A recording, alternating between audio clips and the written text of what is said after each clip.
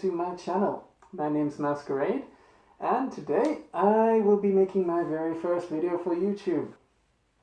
To start, I figured I'd start with something very close to home, and that is my home country of South Africa. This video I'm going to be talking about a little political party called BLF, and its leader, Andile Mngxitama. Andile. So, Mr. Andile, over there in South Africa, of his party, which, by the way, stands for Black First, Land First. It's part of this whole land expropriation thing people have been going and pushing for, people like Julius Malema. The idea behind it, basically, and very simply explaining, is taking away land owned by white people and giving it to local black people to address some sort of original sin of colonization, because apparently their belief is that the land was stolen. I'll get into that as well, which it's ridiculous, okay? Anyways, so to explain why I and a lot of people have a lot of issues with this Andile guy. So recently he made a very interesting statement, and it goes like this. Person that is being killed by the taxi industry will give 5 white people. For every 1 black person you kill, will give 5 white people. You kill 1 of us, we'll kill 5 of you. You kill 1 of us, we'll kill 5 of you. You kill 1 of us, kill 5 of you. You kill 1 of us, we'll kill 5 white people. We'll kill the children, we'll kill the women, we'll kill anything that we find on our way.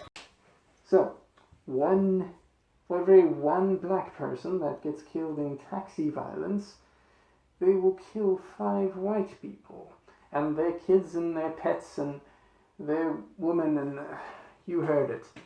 So, when he's talking about, just to get to the first point of this, when he talks about black on black violence with the taxis, basically in South Africa, the taxis are run by a bunch of gangsters, and it's not the way you're thinking of in the Western world, where there's these taxi cabs and they have their private companies. No, it's a lot more unorganized than that. They these little minibuses, they drive like crazy as well. But anyways, so there's this big mob that controls that, and there's always taxi violence. Okay, there's always taxi violence. It's always happened. But anyways, so you have this, where there is constant violence, and yes, there was a man, I forget his name, who stated that he has ties to them, and this Andile guy, what he's saying is sort of a backlash to that. But the fact of the matter is this, okay? He simply hates people. There's a deep hatred in this man. Okay, and it's something that's going on and on in South Africa. It's not something that has gotten better. You know, this is not someone you want to run in a political race, especially in a country that's basically at its boiling point in terms of racial relations. I mean, you had apartheid, and eventually South Africa got better from that. There was this point of reconciliation, which is something Mandela pushed for. Now, even that is being questioned. Now, things have only gotten worse. And it's people like this that make it worse. It's people that push for violence, and people who want to separate every race in South Africa. The Rainbow Nation is not so close together. Those rainbow stripes are a little further apart than you'd think. It's not all that inclusive, shall we say. So you have people like this, and you have this idea that things are just getting worse and worse. What do you do about it? Well, what people did after he said these things, they took him to court. It was the other political parties, and I thought, oh, brilliant, that's some justice. They took him to court, and they were hoping that by doing that they could prevent him from running. What did he say? Well, he'd go underground. He's going to go underground. So what does that mean? Even worse? I don't know what is worse. This guy getting more power to run for government, or him being underground and starting some sort of terrorist organization who clearly has supporters amongst the people there. So what do? Send him to prison? That'd be great. I don't know if it will work though.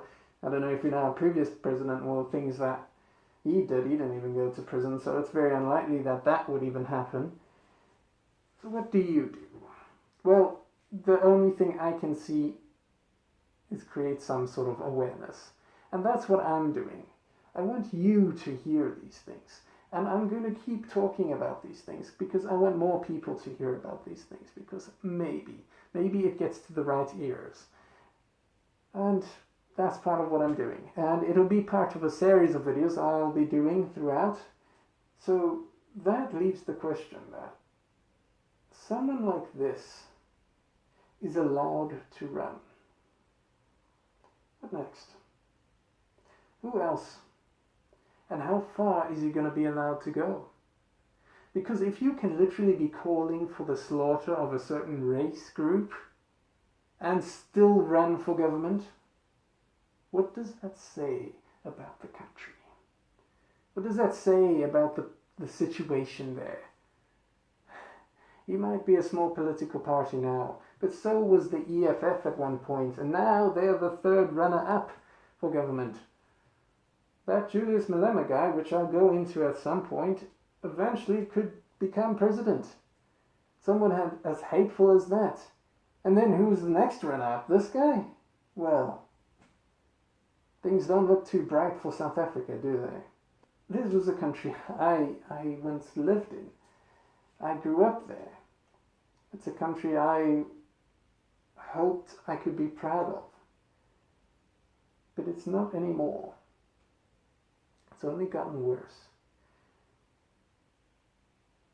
And because of that, I had to leave. It's not something I wanted to be part of. The sort of hatred that's going on there, and the place is falling apart. I mean, you look at the currency, it's dropping. Crime rates are going up. And we have people like this now, just promoting hate. And what does that mean? Things get worse? Things continue to get worse? Where does it end? Where does it end indeed? Will it be Zimbabwe? Or will it be worse than that? No one knows.